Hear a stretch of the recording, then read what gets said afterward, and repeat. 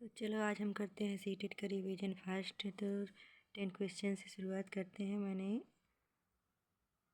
बहुत सारे क्वेश्चन रिवीज कर लिए, तो आधे से मैं आपको रिवीजन करवाती हूँ। तो यहाँ पर है, विकास की गति एक व्यक्ति से दूसरे से भिन्न होती है, किंतु वह एक नमूना है। तो यह किसके लिए है? क्रमबद्ध और व्यवस्थित है। विकास के लिए निम्नलिखित में से कौन सा एक उचित है? तो आपका आता है उचित के लिए। तो यहाँ पर देखिए बी ऑप्शन होगा। सामाजिक सांस्कृतिक संदर्भ विकास में एक महत्वपूर्ण भूमिका का निर्वाह करता है।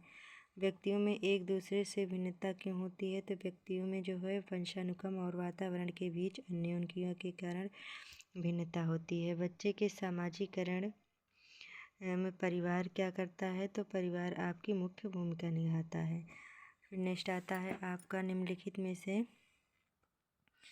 यहाँ पर है कौन सा मिलान करना है? तो यहाँ पर आपका ऑप्शन जाएगा ए सही। मूर्ति संक्रियात्मक बच्चा जो है साधारण एवं वर्गीकरण करने में योग्य होता है।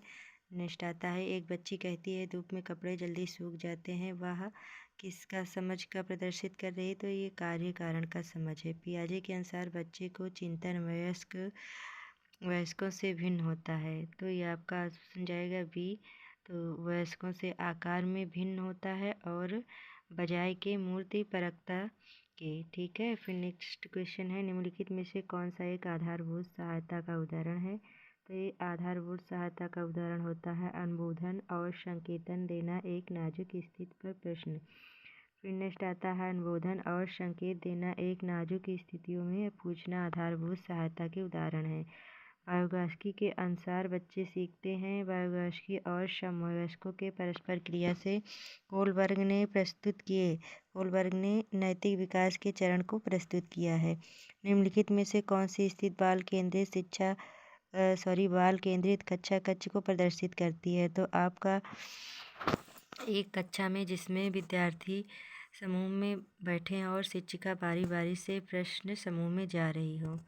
फिर आता है आपका बुद्धि क्या है? बुद्धि जो है सामर्थ्यों का एक समुच्चय है। भाषा विकास के लिए एक प्रारंभिक बचपन काल है। तो आपका अति संवेदनशील होता है। एक सा शिक्षा कक्षा में लड़कों से शिक्षक क्या कहता है? लड़के बनो और लड़कियों जैसा व्यवहार मत करो। यह टिप्पणी दर्शाती है लड़के लड़कियों में भेदभाव रूढ़िवाद धारणा प्रकट करना। आकलन क्या होता है? सीखने में सुधार का एक तरीका आकलन होता है। ये राष्ट्रीय पाठचर्या की रूपरेखा एनसीएफ 2005 के अनुसार आकलन का प्रयोजन निश्चय ही सीखने सिखाने प्रक्रिया एवं सामग्री में सुधार लाना है। निम्नलिखित में से कौन सा एक कथन समावेशन का सबसे अच्छा वर्णन करता है? तो आपका यह एक दर्शन है कि सभी बच्चों को नियमित विद्यालय प्रणाली में समान शिक्षा प्राप्त करने का अधिकार है। वंचित वर्ग की पृष्ठभूमि के बच्चों को शिक्षा प्रदान करने के लिए शिक्षक को चाहिए उनके बारे में अधिक जानकारी जुटाने का प्रयास करें और उन कक्षा में होने वाली चर्चा में शामिल करें। निम्नलिखित में से कौन सा व्यवहार बच्चे के अधिगम निर्योग्यता की पहचान करता है? तो आपका आएगा मनोभाव का जल्दी जल्दी बदलना, यानी कि मूड स्विंगिंग होना। एक बच्चा जो आंशिक रूप से देख सकता है तो उसे चाहिए विशेष प्रावधान करते हुए नियमित विद्यालय में रखना। सीखना क्या होता है? सीखना यानी कि सीखने वाले संवेगों से प्रभावित होता है। नेक्स्ट पार्ट आता है आपका मैथ को मैं कल आपको अपलोड करूँगी।